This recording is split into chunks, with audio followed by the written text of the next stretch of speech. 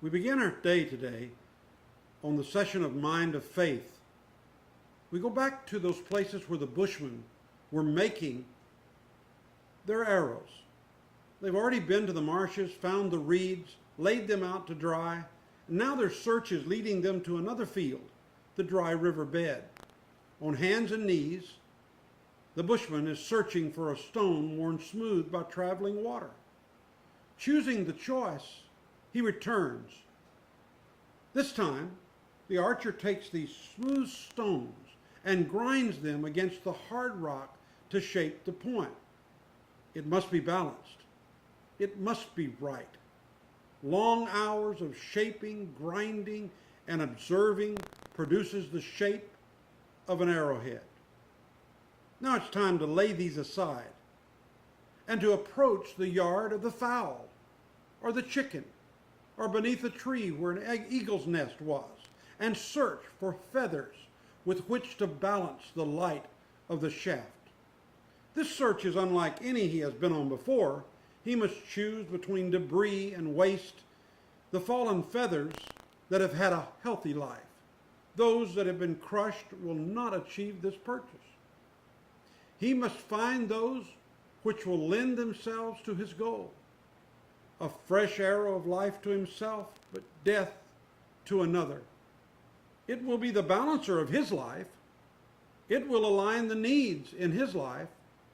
It will place on his natural plate the food that his family needs for survival. So upon his return, the accurate archer will travel to the stream again to wash all of the balancers. This must be done for accuracies. Crouching in the shallow flowing water, he cleanses these tiny little precious feathers. He may have chosen these from the eagle's nest or from a chicken yard, but the procedure is the same. He must wash and dry the most important parts. The sun again takes its time in the drying of these precious tools. No, they are not as plentiful as the shaft. No, they do not take the grinding and the producing of the arrowhead. But these washed balancers will make the difference. Returning home, the archer now has that which was needed: the shaft, the arrowhead, the feathers. But wait, his traveling is not over. He must find the tight, strong reeds with which to bind this arrow together. He knows just where they are. Traveling to the bulrushes, he searches for his tender green wisp, which teach him how to tie his arrow.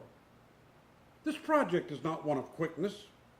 It takes days and even months to prepare a single arrow to be ready to be bound for flight. The morning comes, and the archer takes his reeds, his arrowheads, and his feathers for finalization. One end will be weighted with death, the other light with life. Choosing the right stone and the feathers to match, the archer reaches for his green wisp and begins to bind. And when all is done, he leaves it outside to dry again. On the day of practice, he carefully places the new arrow into the bow and draws back. Letting fly, his eye follows the path, sending a younger son to return. He will then adjust carefully the balancer. Now, when it flies, it is at least straight as an arrow. The arrow will accomplish the task. It will not stray from the aim. It will go directly to the mark.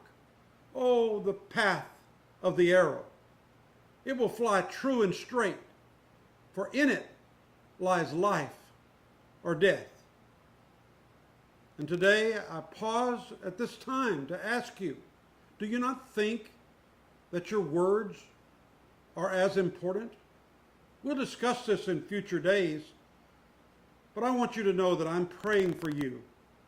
Your mind of faith is alive, but as you retrain your words, your strength will come, and all that you desire and all that you ask the Father in Jesus' name will be yours.